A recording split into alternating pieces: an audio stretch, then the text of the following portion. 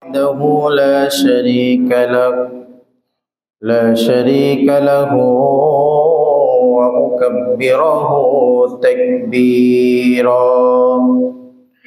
أما بعد فإن خير الحديث كتاب الله وخير الهدى وهدى محمد صلى الله عليه وسلم وشر الأمور محدثاتها وكل محدثة بدعة وكل بدعة ضلالة وكل ضلالة في النار.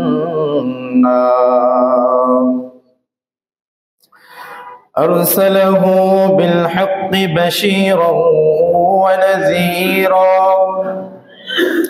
وداعيا إلى الله بإذنه وسراجا منيرا. أما بعد فقد قال الله تبارك وتعالى في كلامه المجيد والفرقان الحميد: أعوذ بالله من الشيطان الرجيم. بسم الله الرحمن الرحيم.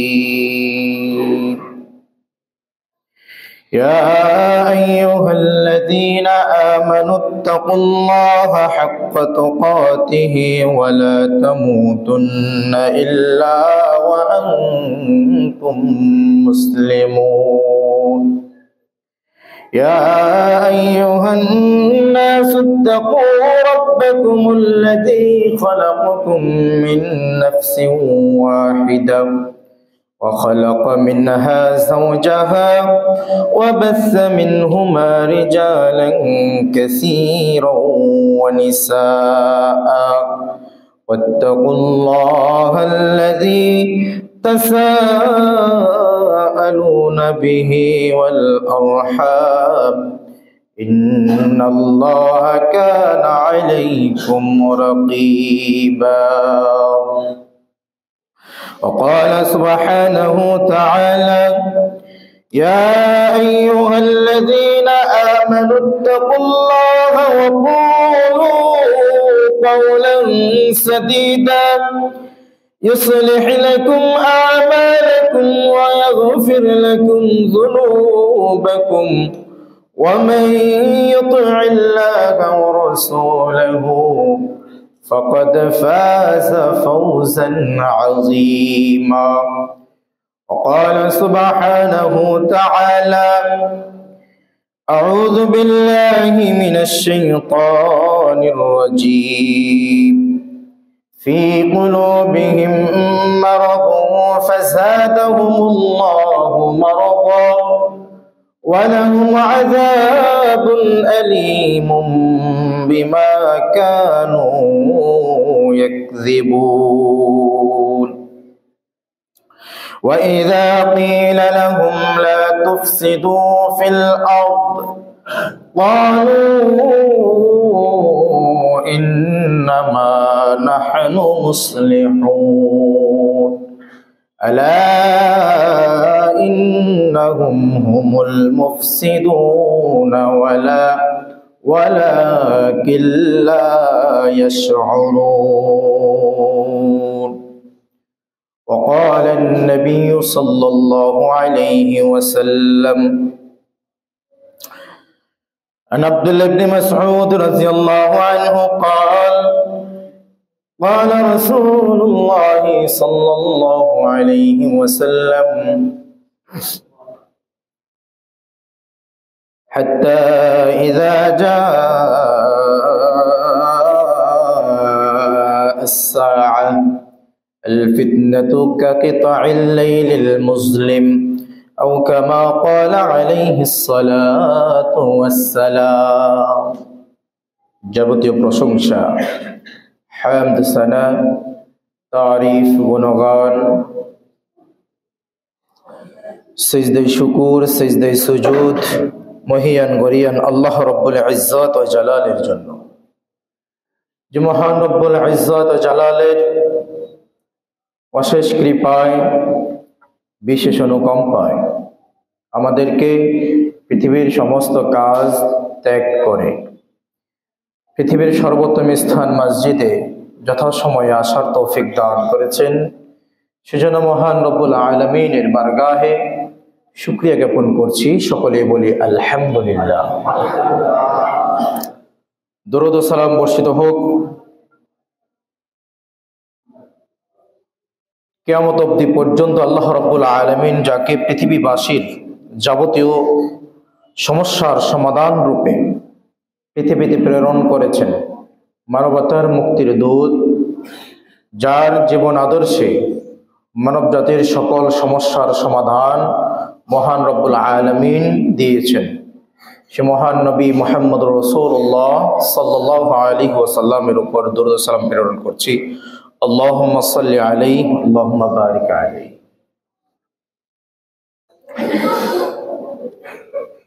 আমরা জানি, তারপরও মানার প্রবণতা আমাদের মধ্যে অনেক কম। জীবনের সার্বিক ক্ষেত্রে যে মুহাম্মদ সাল্লাল্লাহু আলাইহি ওয়াসাল্লামকেই মানতে হবে, এটা আমরা সবাই জানি তো নাকি? কিন্তু মানি কয়জনে? সমাধান যে তার জীবন আদর্শের মধ্যে, তার চাল চলনের মধ্যে, তার চরিত্রের মধ্যে যে সর্বোত্তম সমাধান নিহিত আছে, এটা আমরা সবাই স্বীকার করি তো নাকি? স্বীকার করার পরেও মানছি না কেন? কোথায় আমাদের সমস্যা? যেখানে আমরা বলছি ইসলাম কমপ্লিট কোড অফ লাইফ, ইসলাম হচ্ছে একটি পূর্ণাঙ্গ জীবন ব্যবস্থা, ইসলাম হচ্ছে একটি পূর্ণাঙ্গ জীবন ব্যবস্থা। আপনি সূর্য উদয় হওয়ার পর থেকে সূর্য অস্ত যাওয়া পর্যন্ত যা কিছু করবেন, যা কিছু বলবেন, আপনি বলতে পারবেন যে আমি এই কাজগুলো করতে গিয়ে এগুলো আমি ইসলামের মধ্যে পাই নাই, ইসলামের সমাধান নাই। এরকম আপনার জীবনে কখনো ঘটছে? আমার আপনার জীবনে কখনো এমনটা ঘটেছে যে জীবনে কাজ করতে গিয়ে বিভিন্ন সমস্যা, বিভিন্ন বিষয়ের মুখোমুখি যখন হয়েছে, তখন ওই জিনিসগুলোর বাস্তবতার মুখোমুখি হতে গিয়ে আর সমস্যার সমাধান পাই নাই? এরকম কি হয়েছে? যখন পৃথিবীতে 2020 সালের ফেব্রুয়ারির শেষের দিকে পৃথিবীতে করোনা আসলো, ফেব্রুয়ারির শেষে করোনা আসলো, সবাই আমরা দিশেহারা হয়ে গেছে, কি হবে কি হবে উপায়। ইসলাম যে সমাধান দিয়েছে করোনা থেকে, করোনাকালীন কি কি করতে হবে, এর থেকে ভালো সমাধান কি ওয়ার্ল্ড হেলথ অর্গানাইজেশন দিতে পেরেছে? বিশ্ব স্বাস্থ্য সংস্থা কি কোরআন সুন্নাহর যে সমাধান, যে দৈনন্দিন যে রুটিনটা দিয়েছে, বিশ্ব স্বাস্থ্য সংস্থা কি এত উত্তম ভাবে দিতে পেরেছে? হ্যাঁ বলেন। মানুষ দিশেহারা হয়ে গেছে, পাগল করা হয়ে গেছে। বাপের করোনা হয়ে গেছে, সন্তানটা কাছে যায় না। সন্তানের করোনা হয়েছে, বাপ মা কাছে যায় না। কঠিন একটা সিচুয়েশন মানুষের কাছে না? ওই সিচুয়েশনে কোরআন এবং সুন্নাহ, ইসলাম সর্বোত্তম সমাধান দিছে না মানুষকে? দিছে কিনা? তাহলে 1500 বছর আগের ইসলাম 2020 সালে 21 সালে এসে কি করে সমাধান দিতে পারে, এবং সর্বোত্তম পন্থায় সমাধান? বলেন আপনি কি করে দিতে পারে? 1500 বছর আগের ইসলাম 2020 সালে 21 সালে এসে এই করোনার মতো মহামারীর সমাধান সর্বোত্তম ভাবে বিশ্ব হেলথ অর্গানাইজেশন, বিশ্ব স্বাস্থ্য সংস্থার থেকেও উত্তম ভাবে দিতে পেরেছে। আপনি দেখেন, বিশ্ব স্বাস্থ্য সংস্থার রুলস গুলো বেশিরভাগ মেনেছে বিধর্মী রাষ্ট্রগুলো, মরছেও তারা বেশি। মুসলিম রাষ্ট্রগুলোর দিকে তাকান, তাদের তুলনায় কয় পার্সেন্ট মারা গেছে? ইউরোপ আমেরিকাতে প্রচুর মারা গেছে, মুড়ির মতো মারা গেছে। মাঝখান দিয়ে মধ্যপ্রাচ্যে তেমন করোনা হয়েছে, কিন্তু ওই পশ্চিমাদের মতো হয়নি। মিডল ইস্ট বাদ দিয়ে উইরে আসছে ভারতের উপরে। ওই করোনা উইরে আসলে কোথায়? ভারতের এক চেটি একবারে সাইজ করে দিছে, তাই না? ভারতের পাশে বাংলাদেশ, ভারতের মতো অবস্থা হয়েছে বাংলাদেশের। আপনি একটু চিন্তা করে দেখেন। যারাই কোরআন এবং সুন্নাহর রুলস মেনে চলছে, যারা ইসলামের থেকে সমাধান নিয়েছে, তারা নিরাপদে ছিল বেশি। তারা নিরাপদে ছিল বেশি। তো ১৫০০ বছর আগের ইসলাম যদি ১৫০০ বছর পরে সর্বোত্তম পন্থায় একটা সমস্যার সমাধান দিতে পারে, আপনার এটাও বোঝা উচিত, জীবনের সকল বিষয় যদি আমি উত্তম ভাবে সমাধান চাই, তাহলে আমাকে ইসলামের কাছেই ফিরে আসতে হবে। আমরা এলোমেলো করে না বসি, সামনের কাতারগুলো পূরণ করে বসি, সামনের ফাঁকাগুলো পূরণ করে বসি, তারপরে কথা বলবো। সামনে চলে আসি, সামনে ফাঁকা রেখে পিছনে বসার অনুমতি নেই। তো বলতেছিলাম যে ইসলাম, একটা উদাহরণ দিয়ে আপনাদেরকে বোঝালাম যে আপনি যেই সময়ে যাবেন, যে পরিস্থিতির মুখোমুখি হবেন, তার সমাধান ইসলামে আছে। তার সমাধান ইসলামে আছে। এত বাস্তব হওয়ার পরও, এত বাস্তব ধর্মী, আমাদের হিন্দুদের মতো বানোয়ার ধর্ম না, হিন্দুদের মতো জগা খুচির মার্কে ধর্ম আমাদের না।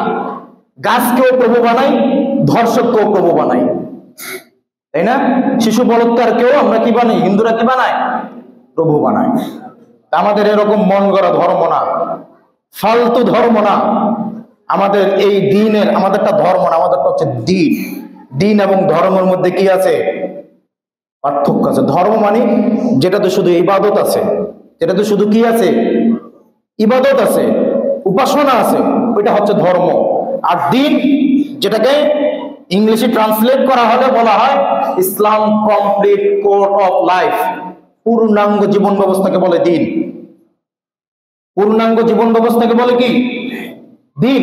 ধর্মকে পূর্ণাঙ্গ জীবন ব্যবস্থা বলা হয় না। আমাদেরটা হচ্ছে দিন।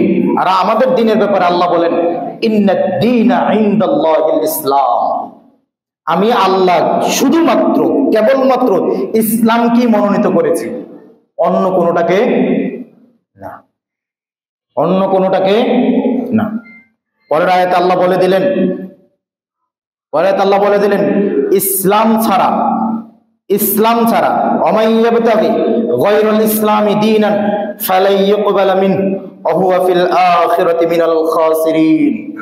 পরের আয়াতে আল্লাহ বলে দিলেন ইসলাম ছাড়া আর কোন বিষয় আল্লাহ তাবারাকা ওয়া তাআলা গ্রহণ করবেন না, কবুল করবেন না। ইসলামের বিধিবিধান, নিয়ম কানুন ছাড়া অন্য কোন ধর্মের কোন বিষয় আল্লাহ কি করবেন না? কবুল করবেন না। যেই দিনের মনোনয়ন আল্লাহ দিয়েছেন, ওই দিন মানতে আমাদের সমস্যা কোথায়? আপনি বলেন মানি, কোথায় মানেন? নামাজে এসে মানি। কেন? নামাজে নবী বলেছেন সল্লু কামা রাআইতুমুনি উসাল্লি, যেইভাবে আমাকে নামাজ পড়তে দেখেছো, যেইভাবে আমাকে সালাত আদায় করতে দেখেছো, ওইভাবেই কি করো? তোমরা সালাত আদায় করো। মানি, হজে মানি। কেন? নবী বলেছেন খুযু আন্নি মানাসিকাকুম, আমি যেভাবে হজ সম্পাদন করেছি তোমরা আমার থেকেই হজ শিখো, আমার থেকেই হজ শিখো। কখন মানি আমরা? যাকাতের বেলায় মানি। কেন? আল্লাহ বলে দিয়েছেন আতিউল্লাহ ওয়া আতিউর রাসূল ওয়া লা তুবতিলু আমালাকুম, আল্লাহর আনুগত্য করো, রাসূলের আনুগত্য করো। রাসূল এবং আল্লাহর আনুগত্যের বাহিরে যত আমল তোমরা করবে, আল্লাহ বলেন ওয়া লা তুবতিলু আমালাকুম, সব আমল আল্লাহ বাতিল করে দিবেন, সব আমল বাতিল। এই জন্য নামাজের বেলায় মানেন, হজের বেলায় মানেন যে 7 লক্ষ টাকা খরচ করে হজ করি, যদি কবুল না হয় 7 লক্ষ টাকা জ্বলে গেল, 7 লক্ষ টাকায় জ্বলে গেল। এই জন্য হুজুরের কাছে কত পরামর্শ, তারপরে যিনি হজের রাহাবাত থাকেন তার কাছে গিয়ে কত রকমের কথাবার্তা বলে, কনফার্ম হয়ে নেন আমার এই কাজটা এইভাবে ঠিক আছে কিনা, হচ্ছে কিনা, এটা কিভাবে করব। কেন? টাকা তো 7 লাখ, টাকা তো 7 লাখ। এই জন্য মানেন। কিন্তু আপনার হজ এবং যাকাতের মতো এক গুরুত্বপূর্ণ বিষয় ইসলামী শাসন ব্যবস্থা, ইসলামী শাসন ব্যবস্থা, এটার জন্য আপনি জীবনও লড়াই করেন নাই।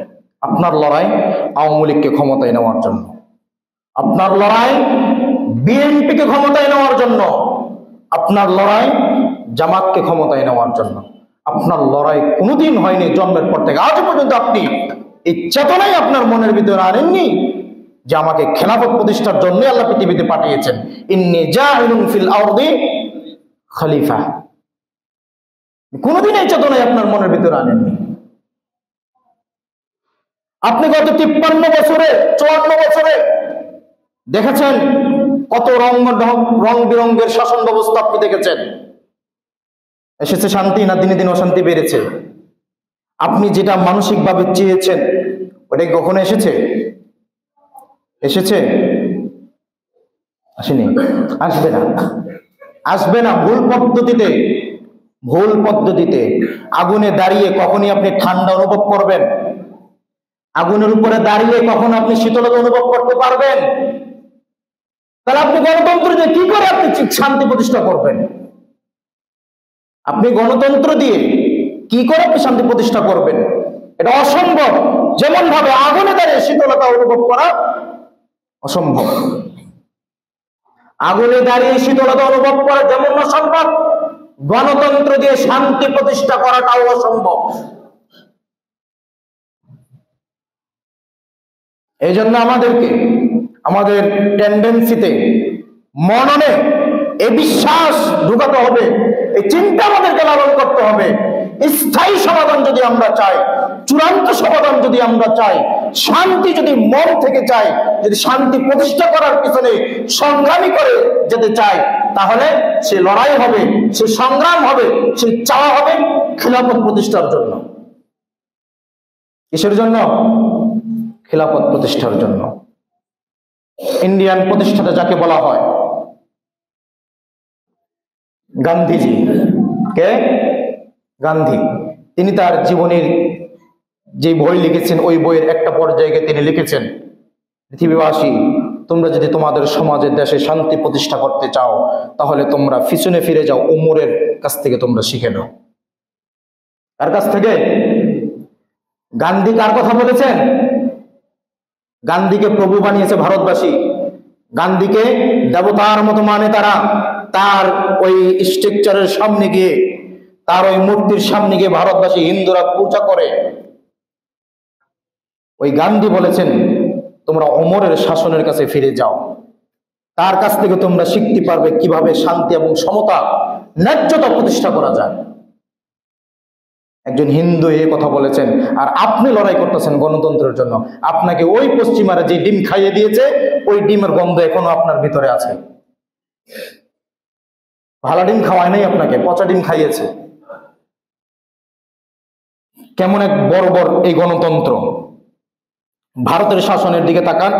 ভারতের শাসন ক্ষমতায় যে কয়েকজন শাসক এসেছে, তার সিংহভাগকে তাদের গণতন্ত্র মেরে ফেলেছে, হত্যা করেছে, খুন করেছে।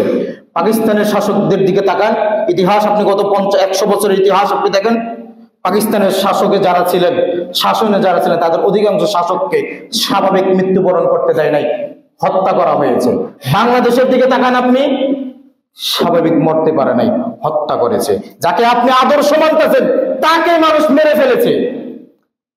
উভয় বড় দলের দুই আদর্শ, এক বড় দলের আদর্শ যাকে জাতির পিতা বলা হয়, তাকে মানুষ মেরে ফেলেছে। আরেক বড় দলের আদর্শ যাকে মানুষ যাকে অনুসরণ করতেছে, তাকেও মানুষ মেরে ফেলেছে। আপনি শিক্ষা নেন না ইতিহাস থেকে, বাস্তবতা থেকে। বারবার গণতন্ত্রের জন্য লড়াই করেন,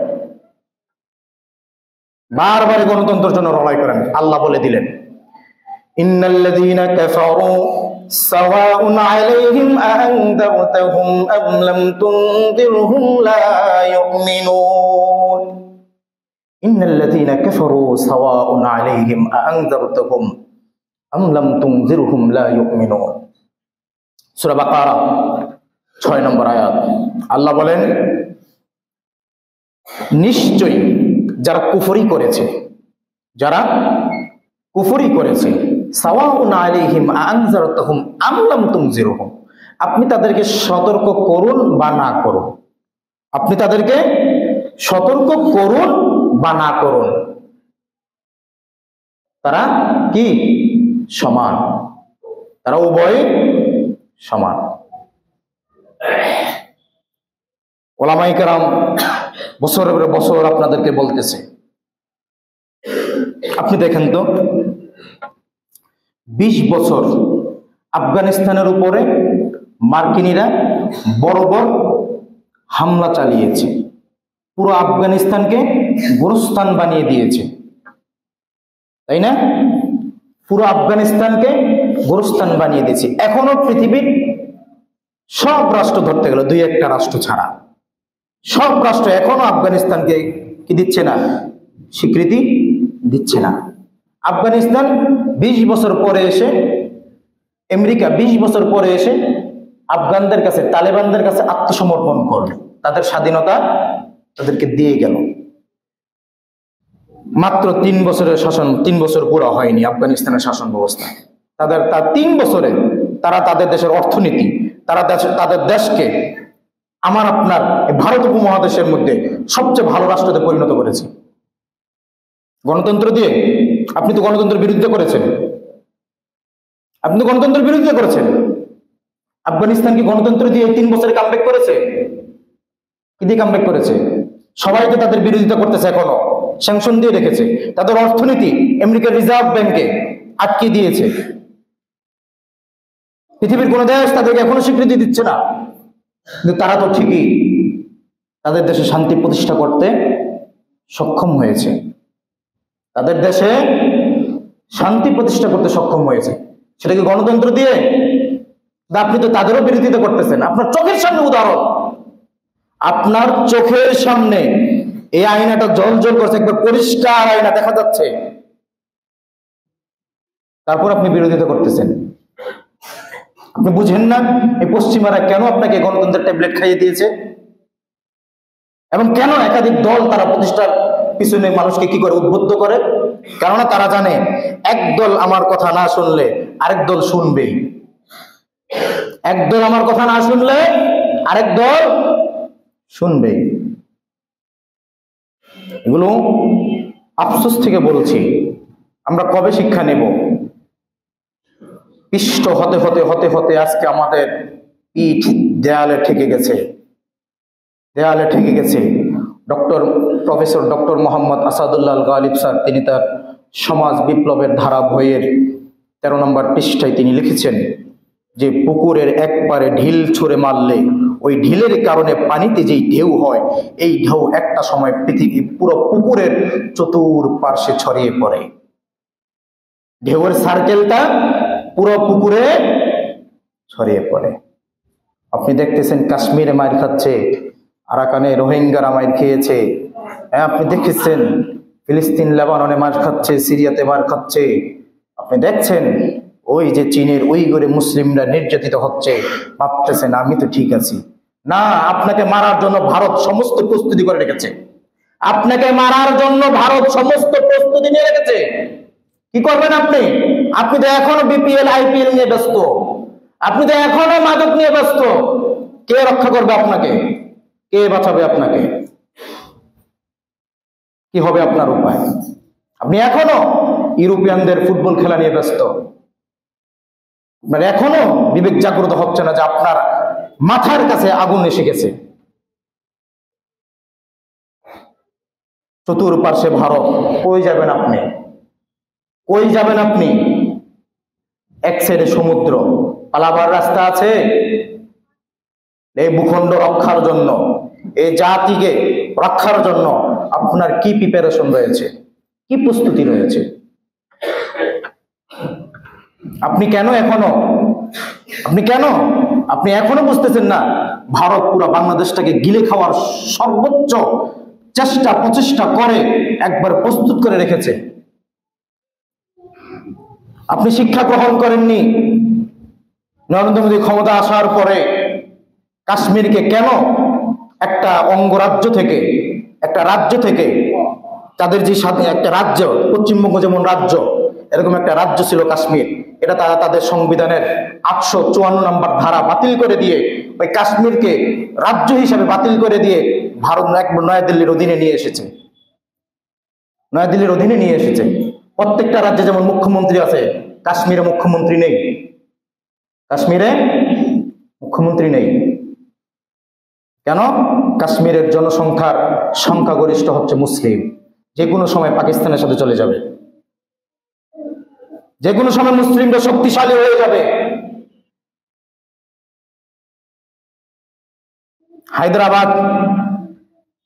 হায়দ্রাবাদ এবং পাঞ্জাব, গুজরাট এগুলো আলাদা ছিল, এগুলোকে তারা গিলে খেয়ে ফেলেছে। যেই পদ্ধতিতে এই রাজ্যগুলোকে তারা গিলে খেয়েছে, সেম পদ্ধতিতে তারা বাংলাদেশের দিকে এগিয়ে আসছে। সেম পদ্ধতিতে সেম বিষয়গুলো তারা বাংলাদেশের উপর অ্যাপ্লাই করতেছে। বাংলাদেশকে তারা গিলে খেয়ে ফেলবে, এটাকে সিকিম বানাবে, এটাকে গুজরাটের মতো বানাবে, হায়দ্রাবাদের মতো বানাবে, কাশ্মীরের মতো বানাবে। আর আপনি এখনো বসে বসে তাদেরই ট্যাবলেট খান। সম্মানিত মাজিদের মুসলিম কারাম, আল্লাহ বলে দিলেন, যারা বধির, যারা বুঝেও বুঝে না, যারা শুনেও শুনে না, আল্লাহ তাদের ব্যাপারে বলে দিলেন, তুনজিরুহুম আমলাম তুনজিরুহুম আনজারতাহুম আমলাম তুনজিরুহুম। তাদেরকে আপনি সতর্ক করুন আর নাই করুন, তারা সমান। তারা কি সমান? কেননা আল্লাহ বলে দিলেন, ফি কুলুবিহিম মারাদুন ফাযাদাহুমুল্লাহু মারাদা। যার অন্তরে রোগ আছে। অন্তরে রোগ কি? দেশের 12টা বাজুক, আমি জীবনে একবার চেয়ারম্যান হইতে পারলে যথেষ্ট।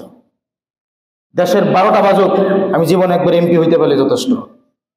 দেশ নাই হয়ে যাক, আমার 100 কোটি টাকার মালিক হইতে পারলে আমার না, আমি তো দেশে থাকবো না।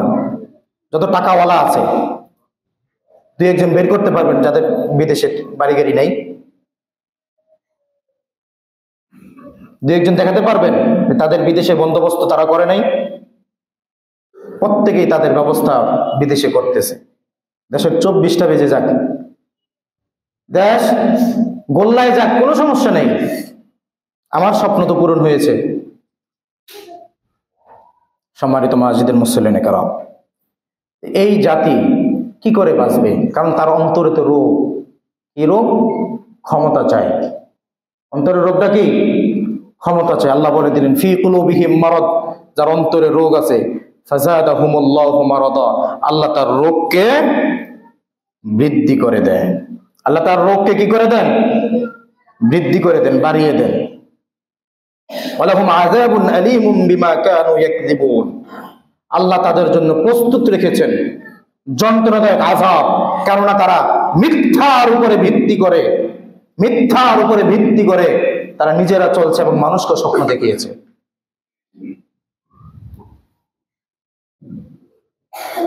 পরের আয়াতে আল্লাহ বলেন, ওয়াইযা ক্বিলা লাহুম লা তুফসিদু ফিল আরদ, তাদেরকে যখন বলা হয় তোমরা কেন জমিনে ফাসাদ করো, তাদেরকে যখন বলা হয় তোমরা জমিনে কেন ফাসাদ করো, তারা বলে, ক্বালু ইন্নামা নাহনু মুসলিহুন, তারা বলে আমরা তো ফাসাদ করি না, আমরা মানুষকে সংশোধন করি।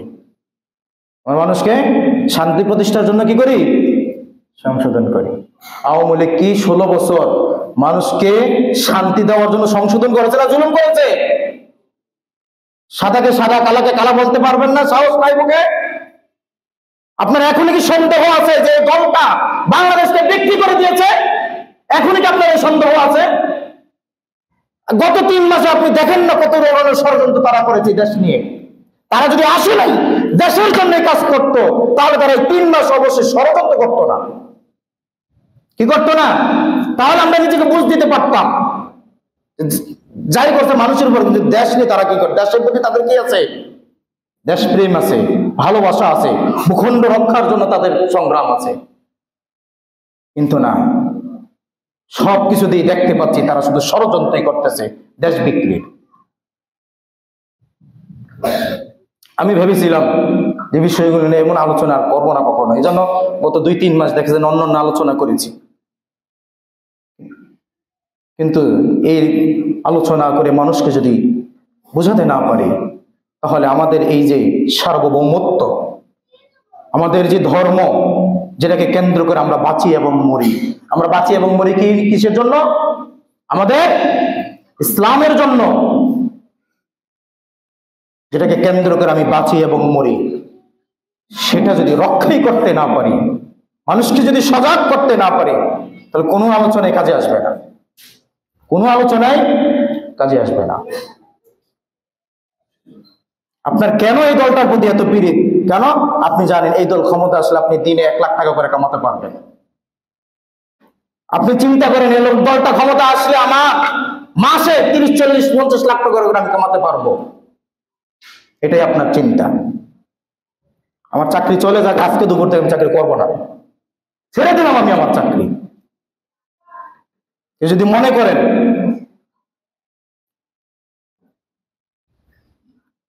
কষ্ট লাগে, এই মানুষগুলো এখনো কেন এই কুফরি গণতন্ত্র মন্ত্র নিয়ে এখনো পড়ে আছে?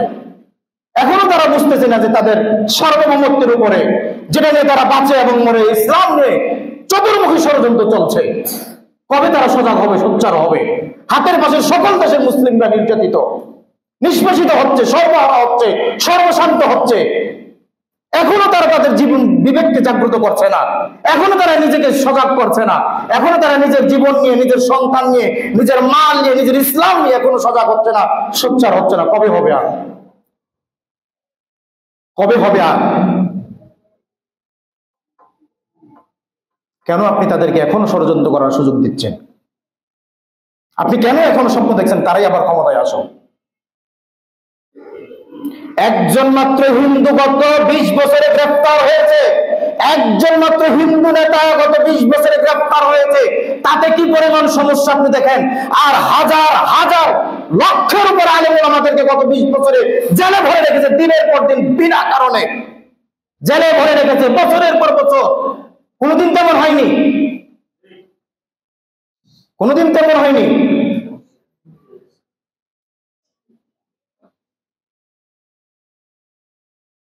আর একজন মাত্র হিন্দুকে গ্রেফতার করার কারণে আপনার একবারে তাদের প্রতি দরদ উগলাই উঠছে।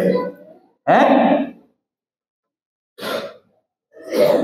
তারা আমার সার্বভৌমত্ব নিয়ে সিনেমারা খেলবে, ছিনিমিনি খেলবে, আর আমি বসে বসে আঙ্গুল চুষবো না। আপনাকে সজাগ হতে হবে, সোচ্চার হতে হবে।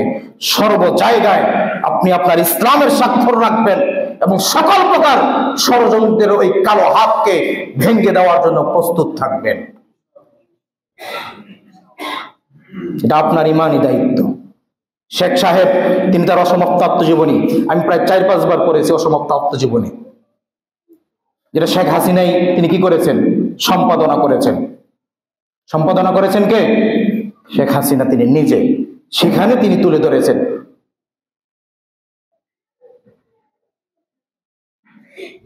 এই দেশ বিভাজন হয়েছে 47-এ 1947 সালে। কিসের ভিত্তিতে জানেন আপনি? আপনি জানেন কেন এটা বাংলাদেশ হলো, কেন এটা পাকিস্তান হলো? আর এত বাংলাদেশের উপর দিয়ে গিয়ে ওই পাশে আরো 6টা রাজ্য ভারতের থেকে গেল, তারা ভারতের সাথে থাকলো, আর মাঝখান দিয়ে ভারতের পেটের মধ্যে বাংলাদেশ আলাদা হয়ে গেল। কেন হয়ে গেল আপনি জানেন এটা? কিসের ভিত্তিতে ভারত বিভাজন হলো? আপনি তো জিন্নাহ সাহেবের নাম শুনলে আপনার নাক চিৎকার। মোহাম্মদ আলী জিন্নাহ সাহেবের নাম শুনলে আপনি কি করেন? নাক ছিটকান। জিন্নাহ সাহেব যদি ওই দিন 47-এ এই জাতিসত্তার ভিত্তিতে রাষ্ট্রকে আলাদা করতে না পারতেন, রাষ্ট্রকে আলাদা না করতেন, তাহলে আজকে আপনি আপনার এই বাঙালি পরিচয় দিতে হতো না। আপনার পরিচয় হতো হিন্দুস্তান, আপনার পরিচয় হতো কি? হিন্দুস্তান। আপনার বাঙালি পরিচয় হতো না আপনার। ওই দিন জিন্নাহ সাহেব মুসলমানিত্বের ভিত্তিতে এটাকে বাংলাদেশ করেছেন, ওইটাকে পাকিস্তান করেছেন, দুটাকে এক করে একটা পূর্ব পাকিস্তান, একটা পশ্চিম পাকিস্তান করেছেন, শুধু জাতিসত্তার ভিত্তিতে। তারপরে আপনি একটু লক্ষ্য করে দেখেন, মাত্র 6% হিন্দু। কয় পার্সেন্ট? 6% হিন্দু বাংলাদেশে। 6% হিন্দু। এটা যদি 50-50 হতো মুসলিম এবং হিন্দু, চিন্তা করেছেন কবে এটা আর বাঙালি পরিচয় দেওয়া লাগতো না আপনার? 6% কি করতেছে? আর যদি এটা 50-50 হতো, আপনার আজ থেকে 50 বছর আগেই আপনারা বাঙালি পরিচয় দিতে হতো না।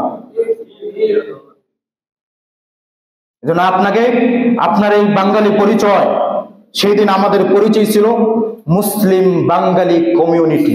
আমরা শুধু বাঙালি ছিলাম না, পশ্চিমবঙ্গের তাদেরকে বাঙালি বলা হয়, আমরা ছিলাম মুসলিম বাঙালি। আমরা কি ছিলাম? আমাদেরকে তখন বলা হতো কি? মুসলিম বাঙালি। আপনি পড়েন, ইতিহাসের বইগুলো পড়েন আপনি। পৃষ্ঠায় পৃষ্ঠায় আপনি পাবেন মুসলিম বাঙালি এই শব্দ। আমরা ছিলাম মুসলিম বাঙালি কমিউনিটি, শুধু বাঙালি ছিলাম না আমরা। গত 16 বছরে ঢাকা বিশ্ববিদ্যালয় মুসলিম ছাত্ররা কোরআনের আয়োজন করবে, দেয় নাই। হাজার হাজার আলেম উলামাদেরকে, সব আলেম ওলামা বললাম বিতর্ক আছে। মাওলানা মিজানুর রহমান আজহারিকে নিয়ে কোনো বিতর্ক আছে? তাকে কেন 5 বছর দেশের বাইরে পাঠিয়ে দিল, দেশে আসতে দিল না? তাকে কেন দিল না?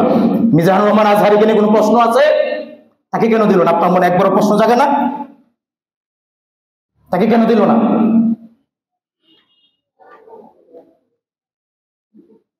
শেখ আহমদুল্লাহ মতো মানুষ কেন 5 আগস্টের আগে 1 সপ্তাহ বাসার বাইরে থাকতে হয়েছে, 10 দিন বাসার বাইরে থাকতে হয়েছে কেন? আপনার মনে প্রশ্ন জাগে না এগুলো? ডক্টর আসাদুল্লাহ আল গালিবকে জেলে পরে রেখেছে 3.5 বছর, আপনার মনে এগুলো প্রশ্ন জাগে না কেন এগুলো হয়েছে?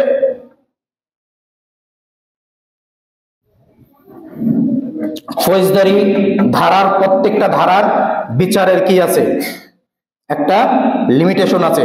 যে অপরাধের কারণে 21 বছর সাজা, এই অপরাধের কারণে 21 বছর সাজা।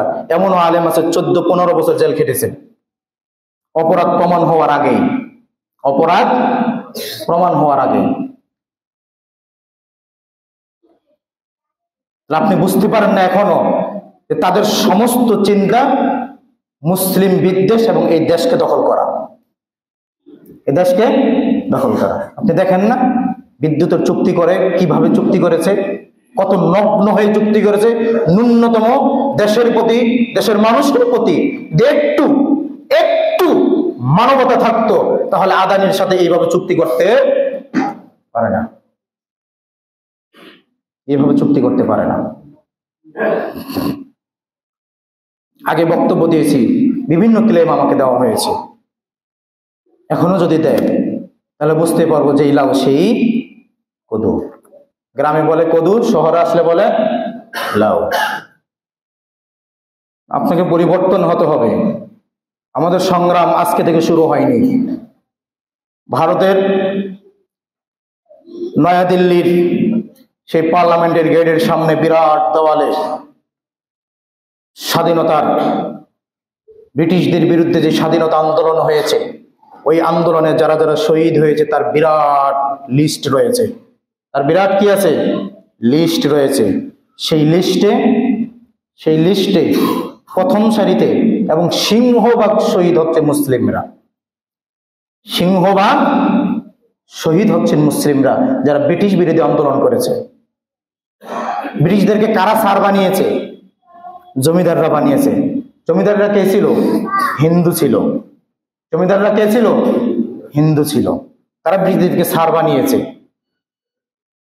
তারা ব্রিটিশদেরকে পদে বসিয়েছে, আর এর বিরুদ্ধে লড়াই করেছে, সংগ্রাম করেছে। শাহ ইসমাইল শহীদ, সৈয়দ আহমেদ বেওলাভী, মাওলানা কেরামত আলী জৈনপুরী, তারপরে মাওলানা এলায়েত আলী, বেলায়েত আলী, এরকম লোকজন সামনে থেকে, মাওলানা শহীদ তিতুমির, তারা সংগ্রাম করেছেন ব্রিটিশদের বিরুদ্ধে। তারা সংগ্রাম করেছেন ব্রিটিশদের বিরুদ্ধে, তারা নেতৃত্ব দিয়েছেন। মাওলানা আবুল কালাম আজাদ, তারা নেতৃত্ব দিয়েছেন ব্রিটিশ বিরোধী আন্দোলনে। তারা ছিলেন সবাই মুসলিম, আর হিন্দুরা তাদেরকে স্যার বানিয়েছে। আমার দেশে তারা সবাই বলি, আমরা এটা মেনে নিয়েছি যে সংখ্যালঘু নির্যাতন হয়, সংখ্যালঘু নির্যাতন হয়। ওসি প্রদীপ কি সংখ্যালঘু ছিল? 200-র উপর মানুষকে ক্রস ফায়ার দিয়েছে, 200-র উপর মানুষকে ক্রস ফায়ার দিয়েছে। ঢাকার পুলিশ বিপ্লব সংখ্যালঘু ছিল? সংখ্যাগুরু ছিল? মুসলিম ছিল? হিন্দু ছিল। উল্টো এই 6% হিন্দু, 92%, 93% মুসলিমের উপরে তার আধিপত্য বিস্তার করেছে, আধিপত্য বিস্তার করেছে। আমরা সংখ্যাগরিষ্ঠ হওয়ার পরও সংখ্যালঘু হয়ে এদেশে এখনো বসবাস করছি গত 53 বছরে। গত 53 বছরে আপনি কবে সংখ্যাগুরু হবেন? বিবেক এখনো জাগ্রত হয় না। আমি আপনাকে বলবো আপনার দল উলঙ্গ হয়ে, ন্যাংটা হয়ে পালিয়ে গিয়ে এখন হিন্দুদের পক্ষে প্রতিদিন পোস্ট করছে, স্ট্যাটাস দিচ্ছে এবং তাদের মুক্তির জন্য সংগ্রাম করছে। এখানে কোনো অন্য কিছু খায় না, এখানে আমাদের সার্বভৌমত্ব, আমাদের দিন, আমাদের জীবন, ইসলামের প্রশ্ন। এখন কোন দলের প্রশ্ন না, এটা কোনো দলের প্রশ্ন না, এটা কোনো দলের প্রশ্ন না, ইসলামের প্রশ্ন, সার্বভৌমত্ব টিকানোর প্রশ্ন।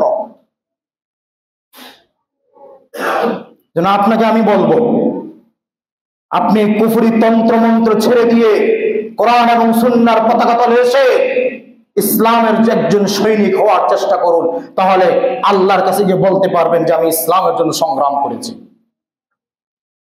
আপনি যদি না করেন, আফ্রিকার একজন দাঈ ইলাল্লাহ ডক্টর জাকির নায়েকের ওস্তাদ আহমদ দিদার তিনি বলেছেন, তুমি যদি ইসলামের জন্য কাজ করো তাহলে ইসলাম জয় হবে, তুমি যদি ইসলামের জন্য কাজ না করো তাও ইসলাম তোমাকে ছাড়া জয় হবে। তুমি এবার চিন্তা করে দেখো, তুমি ইসলামের জয়ের পিছনে সঙ্গী হিসাবে থাকবা কি থাকবা না? তুমি চিন্তা করো, ইসলাম জয় হবে তোমাকে নিয়ে অথবা তোমাকে ছাড়া। এবার আপনি কোনটা হবেন?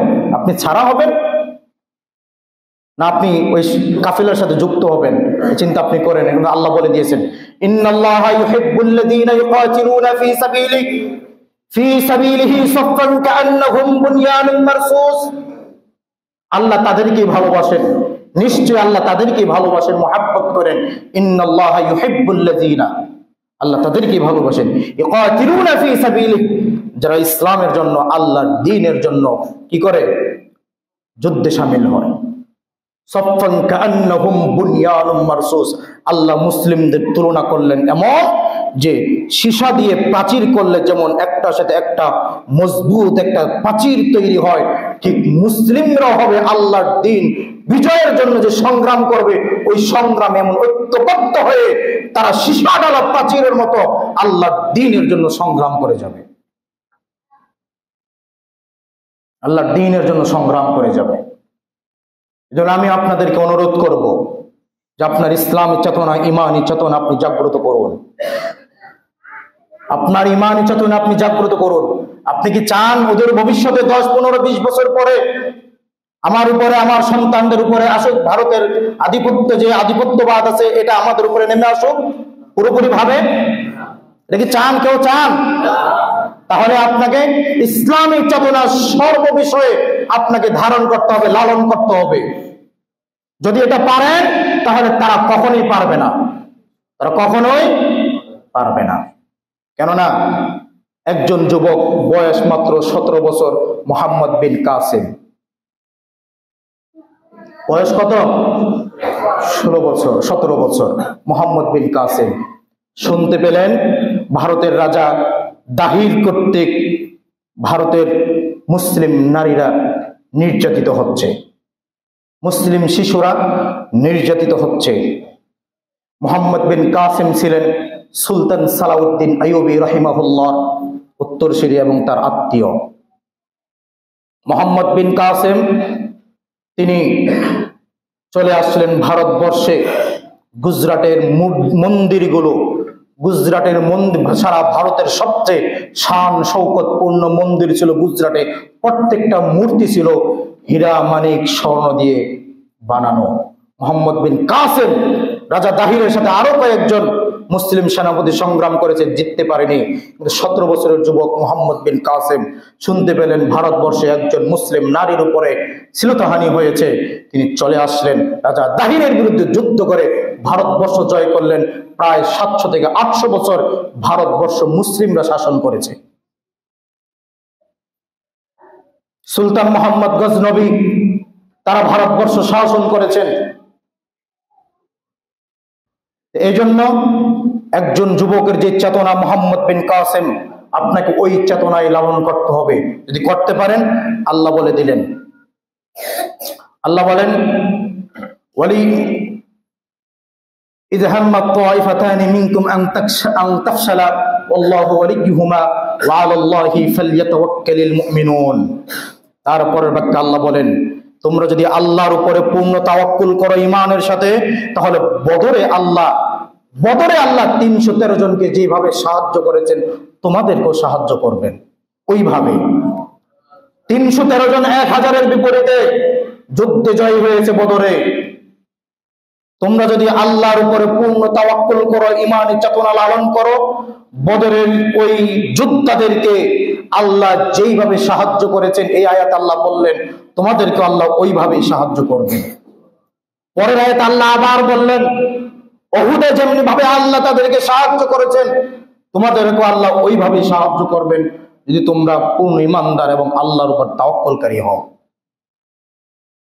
ইসলাম এমন এক ধর্ম যার ব্যাপারে আল্লাহ বললেন, ইসলাম এমন এক দিন যার ব্যাপারে আল্লাহ বলেন হুয়াল্লাযী আরসালা রাসূলাহু বিল হুদা ওয়া দীনিল হাক্কি লিইয়ুযহিরাহু আলাদ দীনি কুল্লিহি। সবাই চায় ইসলামকে ফু দিয়ে নিভিয়ে দিতে, আল্লাহ বললেন কেউই ইসলামকে নিভাতে পারবে না যদি মুমিনরা সজাগ এবং সোচ্চার থাকে। সজাগ এবং সোচ্চার থাকতে হবে। ইসলামের জন্য আমরা জীবন দিতে প্রস্তুত আছি তো ইনশাআল্লাহ? ইসলামকে রক্ষার জন্য আমরা সংগ্রাম করতে প্রস্তুত আছি তো ইনশাআল্লাহ? যত ধরনের ষড়যন্ত্র, যত ধরনের কুমতলববাজ রয়েছে, যত ধরনের সুবিধাবাদী লোক রয়েছে, যত ধরনের স্বার্থান্বেষী মহল রয়েছে, তাদের সর্ব ধরনের ষড়যন্ত্রের হাতকে ভেঙে দেওয়ার জন্য আমরা সর্বাত্মক প্রস্তুত থাকবো ইনশাআল্লাহ। এই জজবা, এই চেতনা, এই ঈমান সর্বদাই লালন করতে হবে। আইপিএল বিপিএল এর পিছনে, জুয়ার পিছনে, মাদকের পিছনে, গণতন্ত্রের পিছনে সময় আর ব্যয় আমরা করতে চাই না। আমরা সময় দিব, আমরা লড়াই করব, আমরা আমার জীবন, আমার যৌবন, আমার রক্ত, প্রতিটা রক্ত আল্লাহর দেওয়া আমানত। এই আমানত আমরা কিসের জন্য ব্যয় করব? আল্লাহর দ্বীনের জন্য। দেখুন তো একজন সাহাবীর ঘটনা বলে খুতবা শেষ করছি। সাহাবীর নাম সাদ ইবনে মুআজ। সাদ ইবনে মুআজ 30 বছর বয়সে ইসলাম গ্রহণ করেছেন। কয় বছর বয়সে? 30 বছর বয়সে সাদ ইবনে মুআজ ইসলাম গ্রহণ করেছেন। 36 বছর বয়সে সাদ ইবনে মুআজ মৃত্যুবরণ করেছেন। তাহলে কয় বছর ছিল ইসলামে? 6 বছর। 6 বছরের একটা ইসলামিক জীবনের ব্যাপারে আল্লাহ নবী মুহাম্মদুর রাসূলুল্লাহ সাল্লাল্লাহু আলাইহি ওয়াসাল্লাম বলেন সাদ ইবনে মুআজ এমন একজন সাহাবী হাযাল্লাযী তাহাররাকা লাহুল আরশ। সাদ ইবনে মুআজ যখন মৃত্যুবরণ করলো আল্লাহ তাবারাকা ওয়া তাআলার আরশ কেঁপে উঠলো। তারপরে বললেন ওয়াশাহিদাহু ৭০,০০০ মিনাল মালায়েকা। সাদ ইবনে মুআজের জানাজায় আসমান থেকে ৭০,০০০ ফেরেশতা সশরীরে অংশগ্রহণ করেছে। তারপরে শুধু তাই নয়, এই হাদিসটা স্টয়িক অধ্যায় মৃত্যুর বিষয়ে নবী সাল্লাল্লাহু আলাইহি ওয়াসাল্লাম বলেন 6 বছরের জীবন একজন সাহাবী নাম সাদ ইবনে মুআজ। সাদ ইবনে মুআজ 6 বছরের ইসলামী জীবনে এমন ইসলামী চেতনাধারী লোক ছিলেন, এমন একজন সংগ্রামী লোক ছিলেন, এমন একজন ঈমানের অধিকারী সাহাবী ছিলেন যে 6 বছর ইসলামিক জীবনে এতটা ইসলামের উপর প্রভাব বিস্তার করেছে আল্লাহ তাবারক ওয়া তাআলার আরশ কেঁপে উঠে ৭০,০০০ ফেরেশতা আসমান থেকে নেমে এসে তার জানাজায় অংশগ্রহণ করে। এমন জীবন আপনার গঠন করতে হবে, এমন জীবন আপনার গঠন করতে হবে।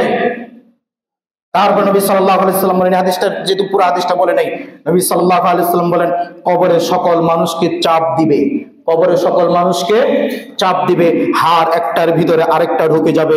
নবী সাল্লাল্লাহু আলাইহি ওয়াসাল্লাম বলেন কেউ যদি কবরের আযাব থেকে রেহাই পেত তাহলে সাদ ইবনে মুআজ রেহাই পেত।